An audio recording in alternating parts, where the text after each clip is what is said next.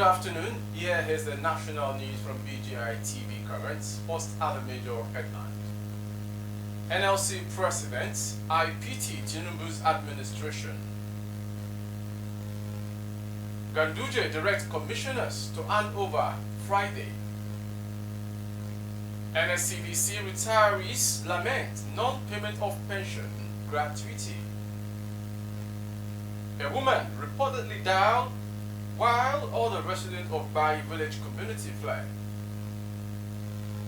Round of 16 sport up for grabs as Nigeria-Italy clash. Now the news in detail. Joe Ajaero, president of the Nigeria Labour Congress NLC, says the incoming administration of Bola Tinubu has many industrial disputes to resolve.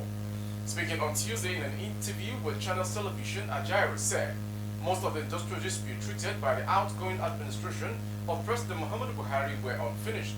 The NLC president said the Buhari-led administration tried its best in ensuring industrial harmony during the 8-year tenure. The President Buhari administration tried the best, but the capability was not enough as most of the industrial disputes they treated were unfinished. On doctor strike, an agreement was signed and has not been implemented. It is waiting for the incoming government. ASU issue is pending. It is waiting for the incoming government. There is hardly any agreement that was conclusively decided and exhausted. That is why I pity the incoming administration because of a lot of industrial crises seem to be looming. Speaking on the leadership tussle in the Labour Party LP, Ajaero said Julius Abure remains LP chairman, adding that there are procedures for removing leaders. The NLC president said distraction from those who were attempting to assume the position of the LP national chairman was unacceptable. Julius Abure remains the national chairman of the Labour Party. Going to Kano State. Kano State Governor Abdullahi Umar Ganduje has directed all commissioners and other public officers holding political appointment to hand over the affairs of their offices by Friday. Those affected by this directive, aside from the commissioners, are special advisors, chief executive of parastatals, government-owned companies, senior special assistants, personal assistant, board members, etc., except Kano State civil servants holding the positions of executive secretaries and managing directors of parastatals and government-owned companies. A statement by the Office of the Secretary to the State Government reads, they are directed to hand over the affairs of their offices, including all government properties in their possession, to permanent secretaries or directors, administration and general services, director of personnel management, latest by Friday in preparation for the end of the administration and handover of governments on May 29. The statement, however, added that public officers appointed into organizations that are tenure-based and whose tenure has not expired should continue to hold office as stipulated by the relevant laws governing their appointment. Bilikisu Shehu, the permanent secretary of the Directorate of Research, Evaluation and Political Affairs in the office of the SSG, who signed the statement, conveyed the appreciation of the state governor for the contributions of all those affected by their directives, noting that such contributions to the development of the state would remain indelible in the history of the state. Information report that this is the first time since 2011 that handover of government is taking place between a ruling party and the opposition party. And to the next story, retired officers of the Nigeria Association of Retired Civil Defense Corps Officers, NACDO, have lamented the non-payment of gratuity, pension and other statutory allowances due to its members. The national president of the association, DCG, Evans Chidi, retired, made a complaint during the commissioning of the NACDO Secretariat Complex in Abuja on Tuesday. He added that the retired officers were also facing the challenge of non-implementation of the proposed conditions of services to retired civil defense officers, now languishing under very excruciating harsh economic conditions to the extent that visiting Abuja to transact any business is a problem. While calling on the Minister of Interior, Rauf Aregbesola, to find solutions to the challenges facing the retirees, the national president of NACDO requested that retired officers be considered for strategic positions in the government, boards and committees, just like other security agencies in the country. It disclosed that the NACDO has plans to set up a viable cooperative society that would provide funding for members to expand their activities. Speaking earlier, the Commandant General of the Nigeria Security and Defense Corps, NSCDC, Dr. Abubakar Audi, acknowledged that some retirees of the agencies were living in agony. He said that was why the NACDO was established to help lift retired officers up, adding that the association would be a mouthpiece for all retirees.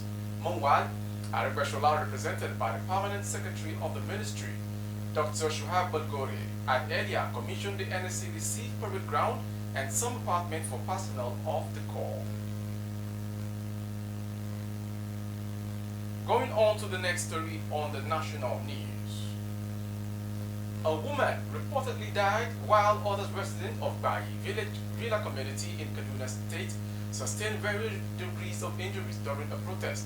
The residents were protesting when agents of the Kaduna State government embarked on the demolition of Bayi Villa residential complex on the outskirts of Kaduna metropolis.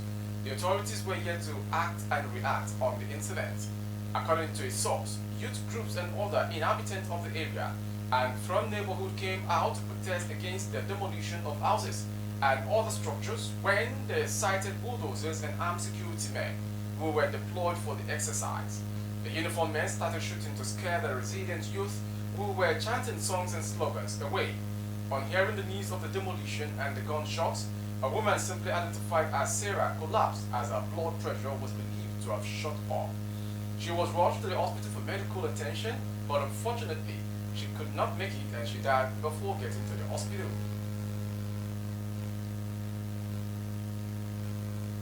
And the next story, which ends the national news, is a sports story. Nigeria and Italy will look to secure a place in the round of 16 at the ongoing 2023 FIFA Under-20 World Cup when both teams clashed in Mendoza on Wednesday today.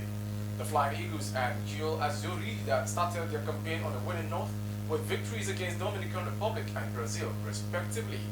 Another victory or draw in this encounter will be enough for either side to secure a place in the knockout round. The Italians are overwhelming favorites going into the game following their impressive performance against five-time world champions Brazil.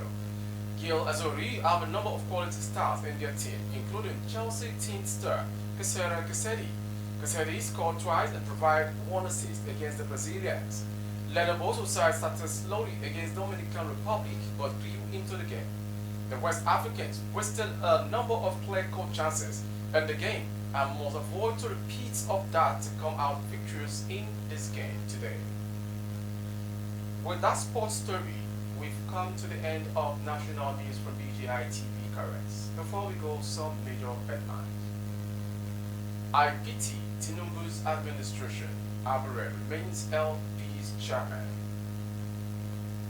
Ganduje directs commissioners to hand over documents Friday.